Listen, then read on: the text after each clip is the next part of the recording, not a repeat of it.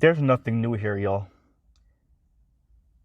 Um, Thank you for the Frances Hugan, I think her name is, lady, for whistleblowing on Facebook. But this is way overdue, right? I put out a video 2 months ago about social media's effect, right? Overdosing on the red pill, divestment, and swirling.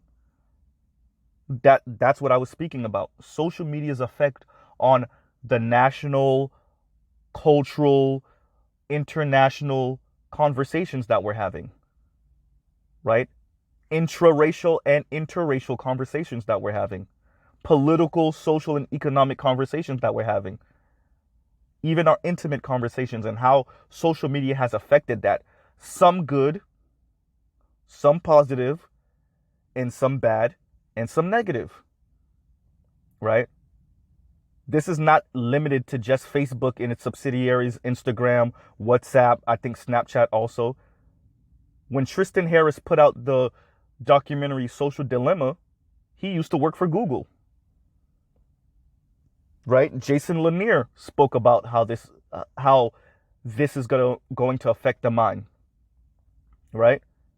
Yuval Noah Harari spoke about this as a Israeli historian, and what he predicts is going to be the future.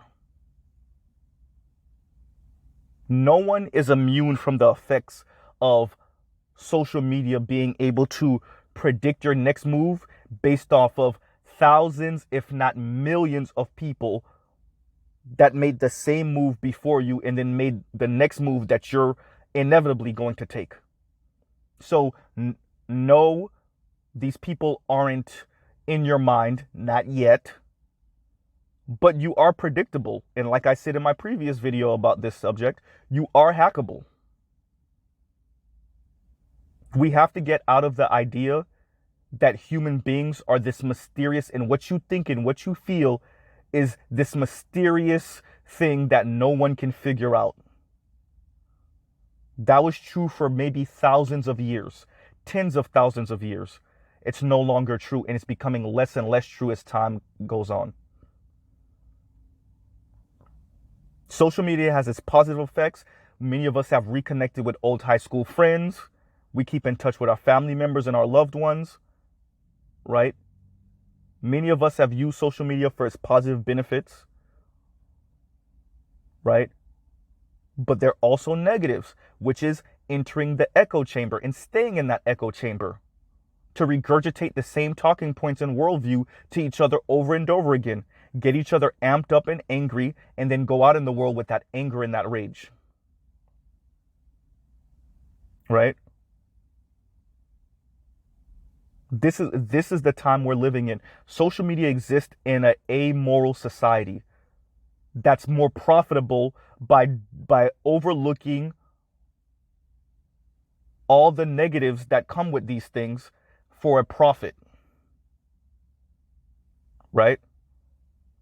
The young lady was saying that these people know how to turn these things off. They know how to bring the temperature down a bit, but they lose advertising dollars when they do that. So to keep the advertising dollars rolling in at a high level, they let everything just go the way they want, the way it's going to go, with all the anger and rage being spewed all through social media, the racism, all of that,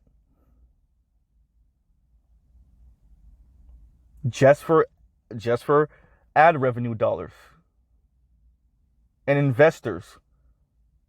But this is not exclusive just to Facebook. This is YouTube. This is different Google products. This is all across social media. And we need to think about it in that way. And no one is immune. This is not just limited to young people. This is for adults too. What makes this so frightening is that this is increasing our very, very negative ideas that we store in our mind, because there's other people amping you up. and you're not being challenged from the outside. You're not entering spaces that will challenge that worldview. You're getting into your echo chambers to just have someone say something that you believe, confirmation bias, excuse me. Just get into a space where someone is more articulate than you and they're saying what you believe just with 3 and 4 syllable words.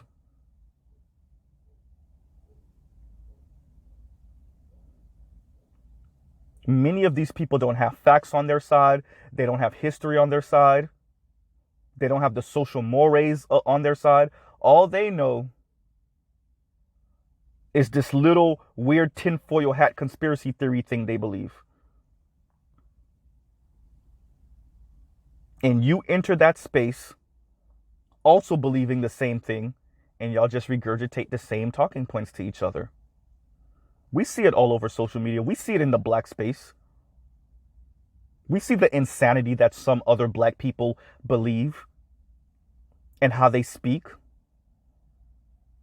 Facebook is not even 20 years old yet.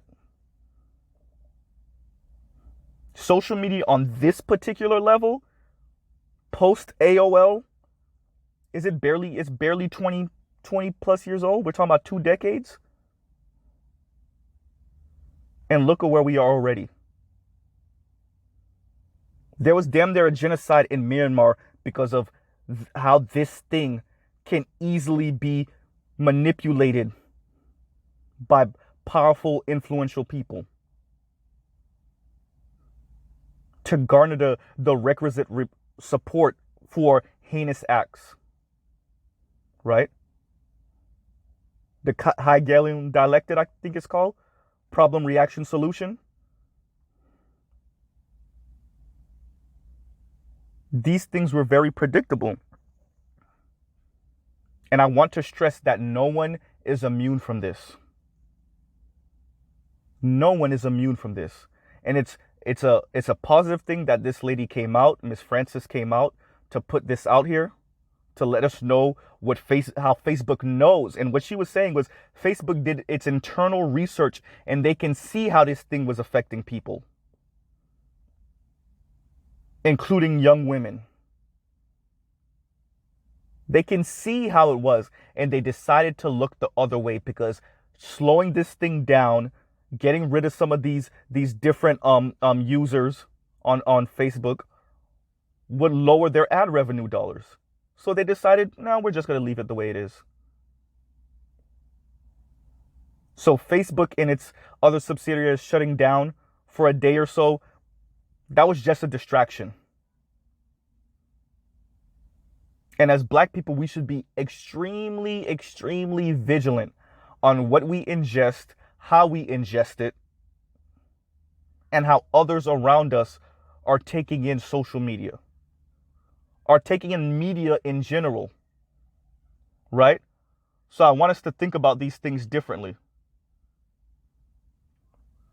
Because if we don't, what we will be doing is enraging ourselves to the detriment of ourselves individually, of our family and friends, and of overall society. We can already see these people radicalizing themselves on the internet, right? No longer do we live in the time where people have to gather together in some old rinky-dink building and radicalize each other with old pamphlets that they picked up from their dad or their grandfather about, whatever. People are being radicalized on the internet. And so we have to be very careful about how we take in this information. And be honest about the fact that many people are biased. Many people have their own personal experiences, and they're pushing those experiences out like this is just the way it is, right? So y'all let me know what y'all think. I'll end it right there. There's no point for me to necessarily belabor anything. But you are hackable, people. What you think and believe and feel is not as sacred as you once thought. And it's not as obscure and hidden as you once thought. We're maybe a generation away from people literally being able to read your mind. That's within the foreseeable future, and we need to start acting like it. We need, as Americans, we need to start lobbying the government to already start putting stop gaps and laws in place to stop what I predict is coming down the pike. Because if we don't, what you're gonna have is what we have now, but just orders of magnitude worse, right? Which is people using your emotions against you for money. We already have that. Just imagine that tenfold. Because now they can read your mind. Right now they're predicting what you're going to click on to a 70, 80% accuracy. That's pretty good, by the way. That's pretty good. You imagine what they'll be able to do in the next decade or two? For those of us Xers and millennials and Gen Z, that's in our lifetime. That's not so far off in the distance. That's tomorrow, practically. And I'll pause right there. Y'all let me know what y'all think in the comments. But this social media thing, we have to get a hold of it now so that it doesn't destroy us, destroy our children and our loved ones and our friends and family. All right, y'all let me know what y'all think in the comments.